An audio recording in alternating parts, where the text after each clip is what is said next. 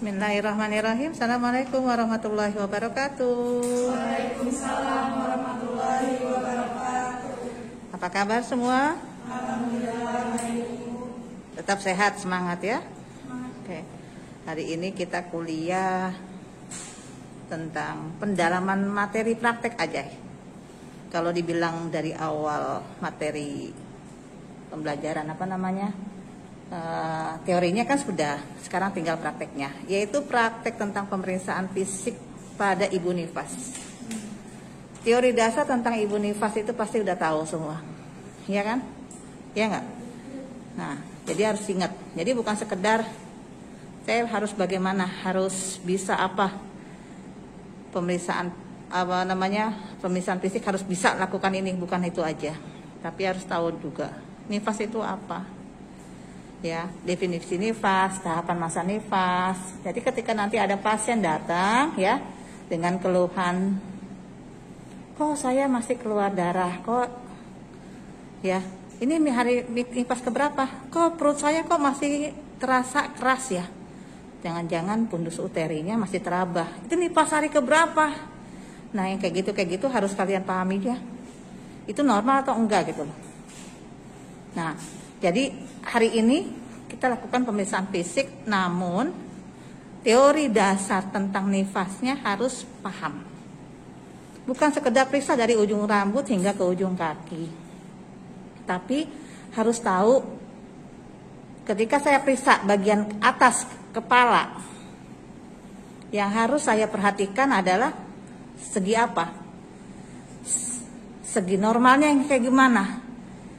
Kalau ada patologisnya yang seperti apa, jadi harus tahu ya, jadi harus tahu itu supaya kalian semua paham. Fokus, nanti ada perbedaan antara pemeriksaan fisik pada ibu nifas dengan ANC. Ketika nifas itu fokusnya di titik mana aja, ya harus tahu ya. Jadi kalau misalnya hari ini kita pemeriksaan nifas, kalau masih lupa teori-teori tentang nifasnya, berarti harus diingat lagi. Kayak gitu. Ya. Kalau untuk teorinya, untuk daftar tilika udah dibaca belum? Sudah. Oke, sudah dibaca ya. Berarti harus udah tahu apa sih kira-kira yang mau saya periksa pada ibu nifas ini. Hampir sama ya dengan pemeriksaan ANC kan? Tapi ada titik-titik ya, ada titik-titik tertentu yang harus kalian pahami. Ketika ada ketemu masalah di dalam titik tersebut, di bagian-bagian tertentu, kalian harus tahu masalahnya ini masih fisiologis atau patologis. Contoh, ya, konjungtiva sama dengan ibu hamil. Konjungtivanya pucet banget, ibu nifas konjungtiva pucet. Coba cek HB, jangan-jangan benar. Kemarin waktu persalinan dia terlalu banyak darah yang keluar gitu. Bisa jadi dia HB-nya rendah. Oh, hati-hati loh. Perdarahan postpartum ada HPP primer. Ayo, teorinya jangan lupa. Ada HPP primer, ada HPP sekunder, ya. Harus tahu tuh. Makanya bukan sekedar kamu periksa ini beres, enggak mau ibu kayak gitu ya. Kalian harus jadi bidan profesional, jangan dikit-dikit bidan ngerujuk ke rumah sakit, nggak mau. Bidan harus profesional, harus tahu ya mana yang fisiologis, mana yang patologis ya. Jadi ketika periksa mata, bagian mata konjungtivanya pucat sekali, nah kamu nanti hubungkan pada saat pemeriksaan ekstremitas atas telapak tangannya pucat enggak gitu kan. Oh, mendukung sekali untuk melakukan pemeriksaan laboratorium, yaitu apa? Cek HB. Gitu, dihubungkan ke situ. Ya, apalagi misalnya ketemu apa lagi? Nah, titik tertentu bagian mata. Oh, ada di bagian payudara nanti mamainya. Ya, ini pas hari keberapa? Hari ketiga. Seminggu misalnya. Wih, ini payudaranya kenapa kencang banget? Ya. Oh, terjadi bendungan ASI. Normal atau tidak normal? Fisiologis atau patologis? Bendungan ASI. Ayo, jawab. Kalau masih dalam kategori bendungan ASI, patologis atau fisiologis? Fisiologis. Fisiologis ya, ingat, fisiologis. Berarti tindakannya nanti apa? Di bagian pelaksanaannya. Ingat, ini pemeriksaan fisik nanti kamu hubungkan dengan pendokumentasian secara SOAP. Ini data yang harus dikumpulkan. Ini data objektif nih. Pada saat kamu lakukan pemeriksaan fisik ini adalah data objektif. Ingat loh ya. Data subjektif tadi tanya-tanya udah, ya kan? Ibu nggak ngajarin data anamnesa tidak di sini. Tapi langsung ke data objektif yaitu pemeriksaan fisik. Nah, kalau ketemu permasalahan tadi contoh di mame bengkak, oh ternyata ini masih fisiologis. Apa itu fisiologisnya misalnya? Ada masalah sih keluhan, mamenya bengkak, yaitu bendungan ASI. Oh fisiologis. Mana yang patologis? No. Yang termasuk di bagian mame yang patologis apa?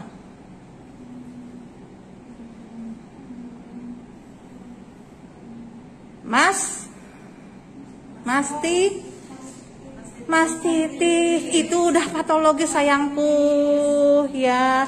Itu bukan lagi kamu tindakannya nanti di pelaksanaan bukan melakukan breast care, bukan. Ya, bukan melakukan breast care di pelaksanaan, tapi sudah melakukan tindakan rujukan ke rumah sakit, insisi, harus dikeluarkan pusnya. Itu patologis. Nah, harus bedakan tuh ya. Aduh, nggak bisa, sakit Bu Bidan, jangan ditekan. Jangan ditekan bagian mame, jangan ditekan. Ini kok mengkilat. Ini kok mengkilat merah. Kok panas? Waduh, udah tanda-tanda infeksi sudah ada di situ. Berarti udah patologis. Berarti harus dirujuk. Nah, tahu kan?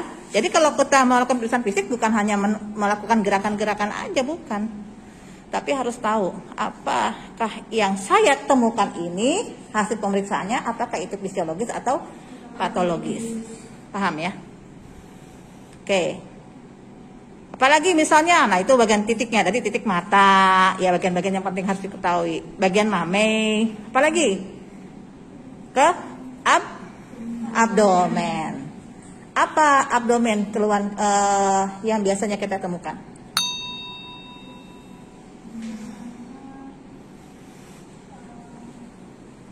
Tanda-tanda subinvolusi, Neng.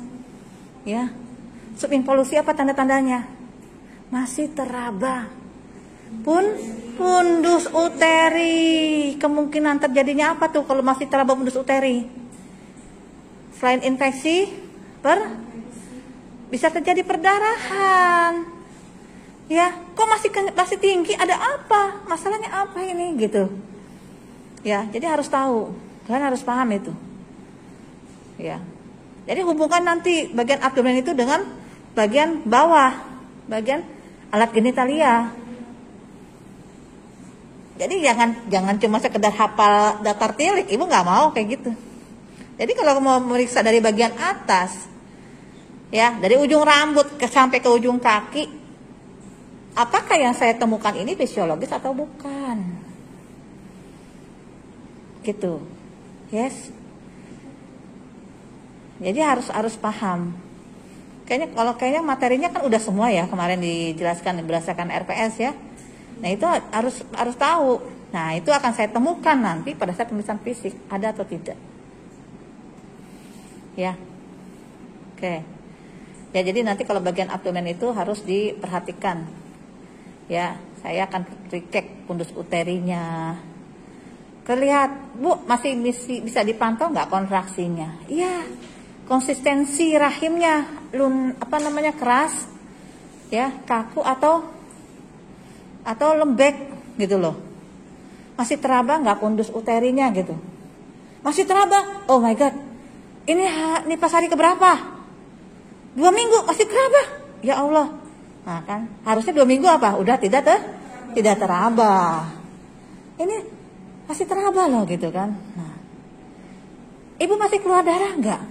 Masih. Lah, merah iya dari pertama Bu Widan. Nah kan, apakah ini normal atau tidak? 2 minggu masih keluar darah. Harusnya apa? Lokea apa tuh? 2 minggu. Hah? Lokea apa? Lokea serosa, betul.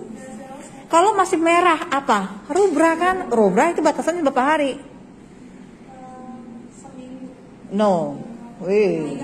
Iya 3 hari. 1 sampai 3 hari rubra. Ingat loh. Makanya ibu nggak mau kalau teori-teori dasarnya kamu tuh nggak hafal. Jadi harus tahu. Nah, jadi kalau misalnya ketemu yang begini-begini itu masalah bukan? Ya masalah. Apa tindak lanjut? Jangan-jangan penyebabnya adalah nutrisi dia yang kurang, perbaikan gizinya. Oh, ibu nifas harus perbaikan gizinya harus benar. Ya.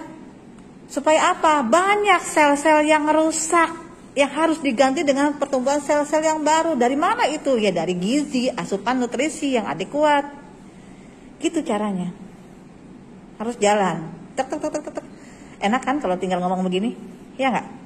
Iya. Ibu buka buku catatan enggak? Enggak. Karena udah masuk. Istilahnya ya, ketika kita nanti berhadapan dengan pasien tinggal pencet tombol, klik, ketemu kasus ini tinggal pencet tombolnya. Masya Allah, nikmat emang ya. Makanya semua butuh proses, tenang aja. Kalian pasti bisa. Ibu doain bisa lebih hebat dari ibu, dari yang lain, dari dosen-dosen yang lain, ya. Gitu ya. Nah, oke. Nah, nanti setelah ini kita lanjutkan dengan prakteknya, ya. Sekarang penjelasan lebih awal dulu, ya. Oke, ibu tutup dulu yang ini. Makasih. Assalamualaikum warahmatullahi wabarakatuh.